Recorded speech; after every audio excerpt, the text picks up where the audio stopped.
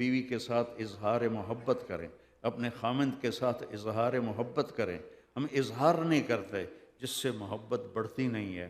میرے نبی پاک صلی اللہ تعالیٰ علیہ وسلم حضرت عائشہ کو آٹا گوندھ کے دیتے تھے، چونکہ ان کو چھوٹی عمر میں آٹا گوندھنا نہیں آتا تھا، اور ان کو نوالے بنا کے ان کے منہ میں ڈالتے تھے، ان کو راضی کرنے کے لیے، ان کو خوش کرنے کے لیے۔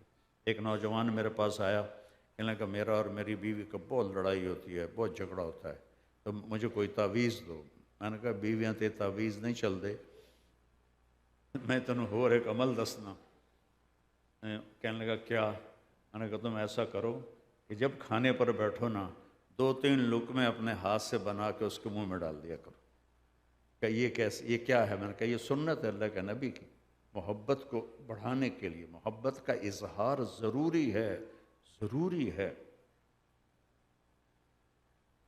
کوئی 2 ہفتے بعد اس کا فون آیا ویسے ہی، تو میں نے پوچھا وہ میرے والا کام کیا تھا؟ کہنے لگا نہیں۔ میں نے کہا کیوں؟ کہنے لگا شرم آتی۔ میں نے کہا لڑتے ہوئے شرم نہیں آتی؟ عورت کو اللہ نے کمزور پیدا کیا تو اس سے لڑتے ہوئے شرم نہیں آتی؟ یہ تو نبی کا طریقہ ہے۔ اس پہ جاؤ کھانا کھاؤ، کھانے کا دوپہر کا ٹائم تھا، اب مجھے واپس فون کرو کہ پھر کیا ہوا۔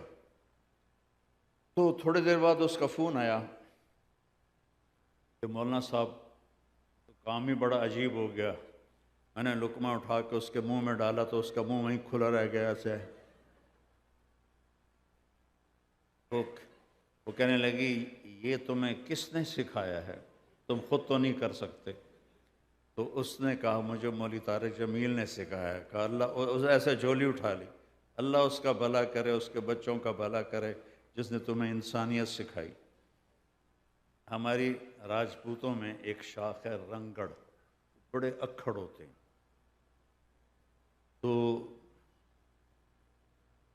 ایک میرے دوست تھے، میرے ساتھ جماعت میں چلتے تھے، میں نے ان کے گھر فون کیا، ان کی بیگم نے اٹھایا، تو میں نے کہا صدیق صاحب ہیں؟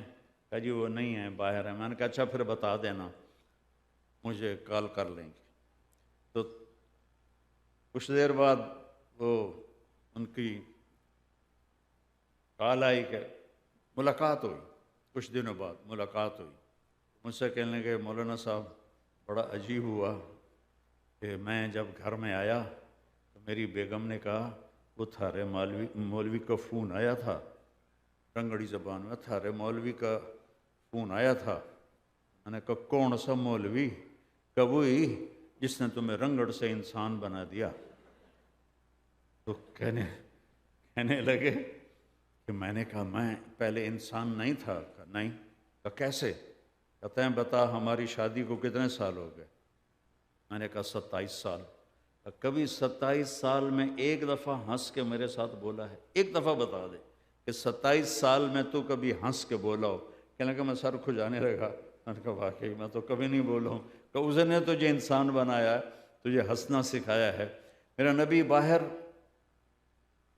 دائم الفکرہ طویل الاحزان، دائم الفکرہ، میرے نبی باہر غمگین فکر میں ڈوبے ہوئے، گھر سے باہر۔ جب گھر کے اندر آتے ضحاکن بسامن، مسکراتے تھے، ہنستے تھے، اپنے گھر والوں کو روزانہ فجر کی نماز کے بعد چکر لگاتے تھے، سب کا حال پوچھتے تھے، اور پھر عصر کے بعد دوسرا چکر لگاتے اور سب کا حال پوچھتے تھے، پھر مغرب کے بعد ساری بیگمات کو ایک جس گھر میں باری ہوتی تھی اس میں بلا کر سب سے ان کا حال پوچھتے تھے، اور پھر جس کی باری ہوتی تھی اس کے گھر آپ قیام فرماتے تھے۔ تو حسن و خلیقتن، سب سے اخلاق کی حقدار آپ کے والدین ہیں، آپ کی بیوی ہے، آپ کے بچے ہیں۔